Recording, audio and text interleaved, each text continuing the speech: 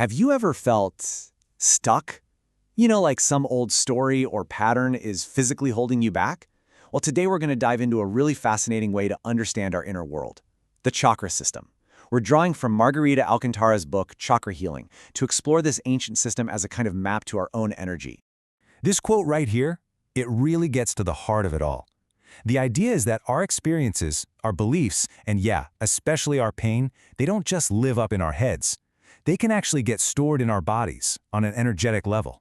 It's a pretty big concept, so let's make it real with a story. In her book, Alcantara introduces us to a patient she calls Miss B, and her story is just a perfect example of this whole energy-body connection thing. So, picture this. Miss B comes in talking about stress and this nagging ankle pain, but as they start talking, this much deeper story comes out. She felt totally blocked creatively, she despised her job, and she was just plain scared to chase her dream of becoming a yoga instructor. Now here's the kicker. Her emotional feeling of being stuck was showing up as actual physical pain in her ankle, literally stopping her from moving forward. This really brings us to a huge question. How can an emotion cause a physical pain? Well, according to this system, the answer is found in what's called the energy body. The energy body is basically mapped out by these things called chakras. The word itself is from Sanskrit, and it literally means wheel. And you know, this isn't some New Age idea. It was first mentioned way back in ancient Hindu texts called the Vedas, dating to around 1500 BC. So these wheels are really ancient concepts for energy centers inside all of us. And what I love about this image is how it shows what they are. They're not static little dots. They're seen as these spinning vortices of energy. They kind of act like portals, pulling energy from the universe around us into our physical body and our aura, which is that energy field that surrounds you. This is just a brilliant way to put it. Think about it. Your physical bloodstream carries oxygen and all the good stuff to keep your body running, right? Well, the chakra system is like a spiritual bloodstream. It moves that life force energy.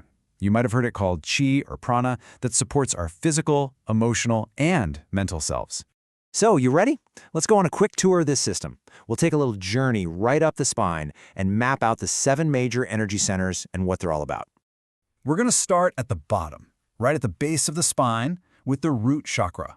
This one is our foundation. I mean, everything about our sense of safety, our security, and feeling like we belong in the world, it all starts right here.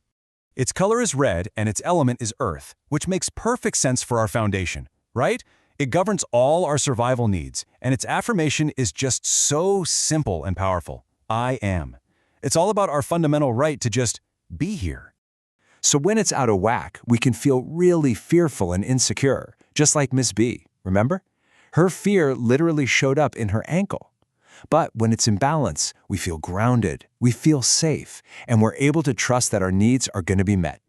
Okay, moving up from our foundation, we find the second center, the sacral chakra. It's located just below the navel, and this is where we shift from just surviving to truly feeling. This is the hub for our emotions, our creativity, and our pleasure.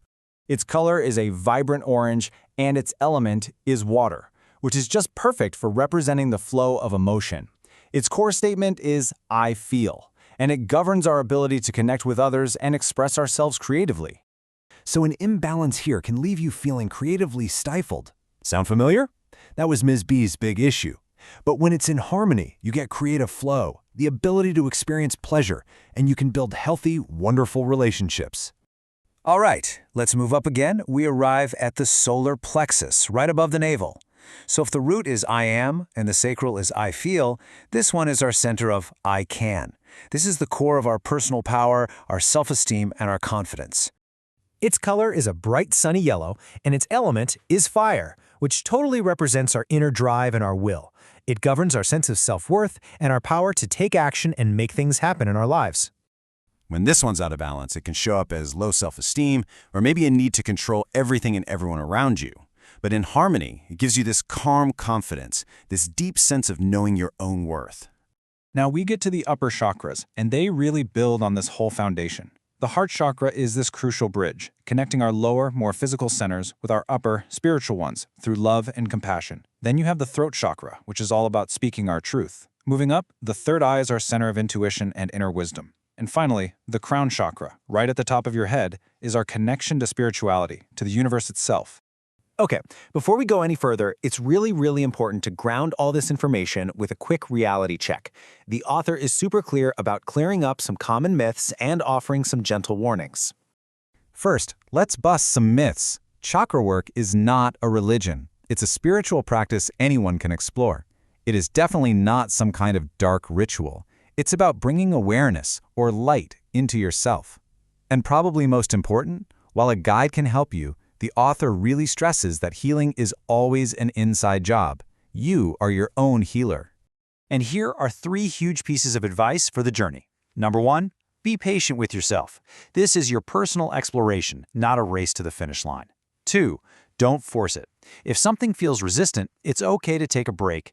And 3, it is totally okay to seek guidance from a licensed or certified pro if you feel like you need it. So, after we've mapped this system and had our little reality check, what's the ultimate goal? Well, it all comes down to finding harmony by healing from within. And this harmony can be cultivated in so many different ways: meditation, yoga, your diet, even working with things like crystals or essential oils. The specific method isn't really as important as the core principle, which brings us back to that huge idea. You are the healer. The power to create balance is already inside you. In the end, like the author says, the whole point of this is to get familiar with what you're carrying in your chakras so you can heal yourself from within. And that really just leaves us with one final reflective question. After hearing all this, which of your energy centers do you think is asking for your attention?